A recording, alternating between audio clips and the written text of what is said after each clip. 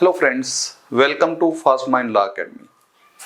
अभी तक जो हमने देखा था, उत्तर प्रदेश के अंतर्गत अगर कोई व्यक्ति धर्म परिवर्तन करता है तो उसके संबंध में एक अधिनियम लाया गया 2021 के अंतर्गत, जो कि 2020 के जो अध्यादेश था, ऑर्डिनेंस था, उसके आधार पर लाया गया था। और वो हमने देख लिया था कि देखिए 27 नवंबर जो है 2020 जो ऑर्डिनेंस की डेट थी, वहीं से उसे लागू भी कर दिया गया था बैक डेट से। 2021 का ये एक्ट था, उसका सेक्शन नंबर 1 हमने उसका देख लिया था, जिसमें जो है आपने उसका नेम एक्सटेंट देख चुके थे। सेक्शन नंबर 2 भी हम देख चुके थे, जिसमें डेफिनेशन क्लॉज थी।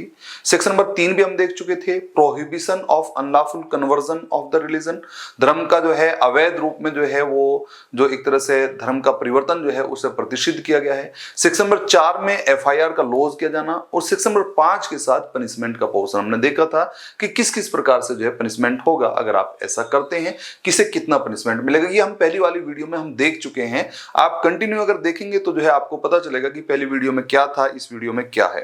अब यहां पर जो देख रहे हैं पोर्शन, अब उससे आगे का पोर्शन हम देख रहे हैं। सेक्शन नंबर 5 हम देख चुके थे, उससे आगे की सीरीज में आज हम देख रहे हैं सेक्शन नंबर 6 को। सेक्शन नंबर 6 देख रहे हैं कि देखिए, if any marriage done for the sole purpose of unlawful conversion. इसका मतलब साफ है, यदि विधि विरुद्ध धर्म परिवर्तन एकमात्र प्रयोजन है विवाह का, एकमात्र जो है धर्म परिवर्तन जो है वो आपने कहा विधि विरुद्ध धर्म परिवर्तन एकमात्र प्रयोजन है, या फिर एक धर्म के पुरुष द्वारा अन्य धर्म की महिला के साथ विवाह by a man of one religion with the woman of another religion, क्या किया जाता है?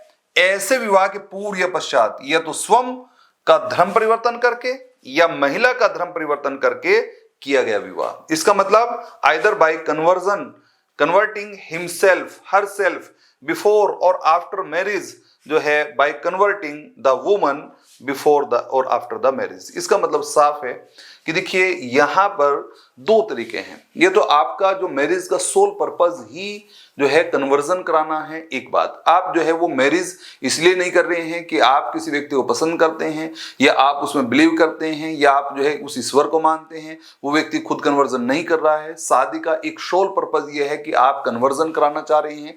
या दूसरा जो पोर्शन है, आप मैरिज से पहले या बाद में ये तो अपना कन्वर्जन करते हैं या महिला का कन्वर्जन कराते हैं और फिर मैरिज करते हैं। तो ऐसी दशा में आपने कहा कि ऐसे विवाह के एक पक्ष द्वारा, एक पक्ष नॉर्मली दो पक्ष होते हैं, दो व्यक्ति होते हैं, एक महिला होती है एक पुरुष होती है। जो मैरिज के जो पार्टी है, पक्षकार है, वो महिला और पुरुष है नॉर्मली। तो यहां पर आपने कहा कि विवाह के एक पक्ष द्वारा दूसरे पक्ष के विरुद्ध याचिका प्रस्तुति पर upon the petition presented by other party, अगर विवाह का दूसरी जो पार्टी है अगर वो एक पिटिशन प्रेजेंट करती है तो marriage shall be declared void. तो ऐसे विवाह को शून्य घोषित किया जाएगा बाय फैमिली कोर्ट, कुटुंब न्यायालय के द्वारा, परिवार न्यायालय के द्वारा, और कोर्ट हैव द जुडिक्शन, ये जो जुडिक्शन रखता हो, अधिकारता रखता हो, उस न्यायालय के द्वारा। कुल मिला के बात यह है कि सेक्शन नंबर 6 आपको इस बात को क्लियर करता है कि अगर आप मैरिज कर लेते हैं, और मैरिज दो तरीके हैं। नंबर 1, आपने मैरिज केवल इसलिए की है कि मुझे कन्वर्जन कराना है, या मैरिज करने से पहले या बाद में आप अपना कन्वर्जन करते हैं या उस महिला का कन्वर्जन कराते हैं रिलीजन को, और आपने साफ कर दिया। फिर ऐसी मैरिज को अगर एक जो है पक्षकार, एक पार्टी, वन पार्टी जो है ऑफ द मैरिज, विवाह का एक पक्ष अगर पिटिशन जो है वो दायर करता है, पिटिशन को प्रेजेंट करता है बिफोर द फैमिली कोर्ट, तो फैमिली कोर्ट उसे वॉइड डिक्लेयर करेगा। और अगर वहां पर फैमिली कोर्ट नहीं है तो जो भी कोर्ट वहां पर जुडिक्शन रखता हो वो फिर उसे वॉइड डिक्लेयर करेगा। इसका मतलब साफ है कि किसी व्यक्ति का धर्म परिवर्तन करा के अगर आप विवाह करते हैं या अपना धर्म परिवर्तन करके विवाह करते हैं, या आपका धर्म परिवर्तन कराने का ही ऑब्जेक्ट आपका है मैरिज का, तो ऐसे विवाह को वॉइड किया जाएगा। ये हम देख रहे हैं उत्तर प्रदेश जो है के अंतर्गत विधि विरुद्ध धर्म परिवर्तन प्रतिषेध अधिनियम 2021, the UP prohibition of unlawful conversion of religion act 2021। खास बात सेक्शन नंबर अगर हम 7 को देखेंगे, ये कहता है कि देखिए अगर ऑफेंस आप करते हैं इस एक्ट के अंतर्गत, एक्ट का नाम है UP prohibition of unlawful conversion of religion. इसका मतलब अगर आप अनलॉफुल तरीके से जो है कन्वर्जन कराते हैं मैरिज का, जिसे सेक्शन नंबर 3 में प्रोहिबिट किया गया है, सेक्शन नंबर 4 में उसकी एफआईआर थी, सेक्शन नंबर 5 में पनिशमेंट मिला था, सेक्शन नंबर 6 के साथ अगर वो मैरिज आपने करी है और मैरिज जो है कन्वर्जन के पर्पज से की है या जो है वो कन्वर्जन करा के आपने मैरिज की है, तो ऐसी मैरिज को भी वॉइड डिक्लेयर किया जाएगा। और साथ ही साथ सेक्शन नंबर 7 कहता है कि सच offence will be a cognizable offence. जो भी अपराध हैं, ऑफेंस ऑफ दिस एक्ट, इस अधिनियम के जो अपराध हैं वो संज्ञेय होंगे। संज्ञेय का मतलब साफ है, इसका मतलब साफ है कि पुलिस अधिकारी जो है विदाउट वारंट आपको अरेस्ट कर सकेगा, बिना वारंट के आप अरेस्टिंग होगी। नॉन बेलेबल, इसका मतलब साफ है एज ए राइट आप बेल नहीं ले सकते, एज ए राइट आपको बेल नहीं मिलेगी, अधिकार स्वरूप नहीं मिलेगी। कोर्ट पहले जो है सारी चीजों को देखेगा, कंसीडर करेगा, उसके बाद डिस्क्रिशन के अनुसार जो है आपको बेल ग्रांट करेगा।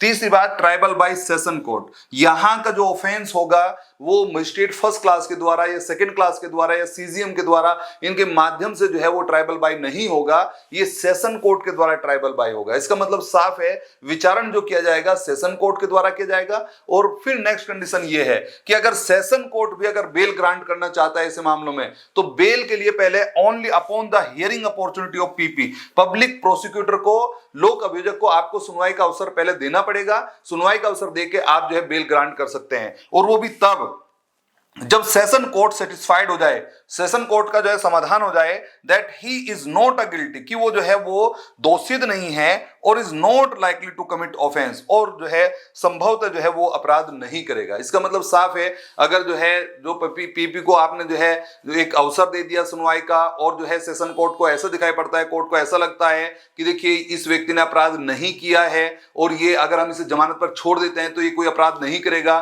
तो फिर उसे बेल दी जा सकती है।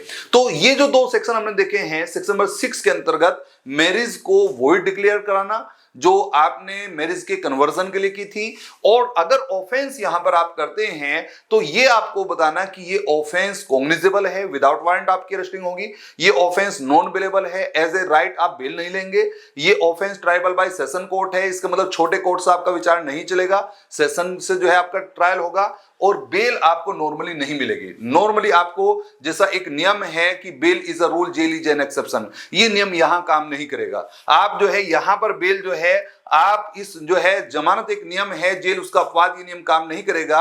और यहां पर जो है आप देखेंगे कि bail only upon the hearing opportunity of PP, public prosecutor को पहले सुनवाई का अवसर देंगे, और उसके बाद अगर कोर्ट सेटिस्फाइड होगा कि हां इसने ये ऑफेंस नहीं किया है, ही is not committed, he is not a guilty for this offence, इस अपराध के लिए दोषी नहीं है, या जो है आपने साफ कर दिया संभावना नहीं है कि ये कोई अपराध करेगा, अगर हम इसे बेल जो है छोड़ देते हैं, इसे जो है जमानत दे देते हैं, तो ऐसी दशा में फिर आपने साफ कर दिया, फिर आप उसे जमानत दे सकते हैं, फिर आप उसे बेल पर छोड़ सकते हैं। तो ये दो सेक्शन अभी हमने देखे हैं 6 और 7, अभी हम आगे देखेंगे, इस सीरीज को आगे बढ़ाएंगे। देखते रहिए लगातार इस चैनल को, जो है हमारे जो ये आपका चैनल है, ये इसे आप जो है सब्सक्राइब कर लीजिए, इस पर कमेंट करिए, कोई ऐसा जो है आपका टॉपिक हो जो आपको क्लियर ना हो उसका मैसेज छोड़ दीजिए। वीडियो में अगर कोई आपको दिखाई पड़ रहा है, कोई ऐसी चीज आपको पूछनी है, क्वेरी है आपकी, तो उसका जो है कमेंट कर दीजिए, और जो है आप अप्रिशिएट करिए, हमें भी, अपने आप को भी अप्रिशिएट करिए, और जो है जो हमारा जो है चैनल है इसे आप जो है शेयर करिए, ज्यादा से ज्यादा लाइक करिए। Thank you.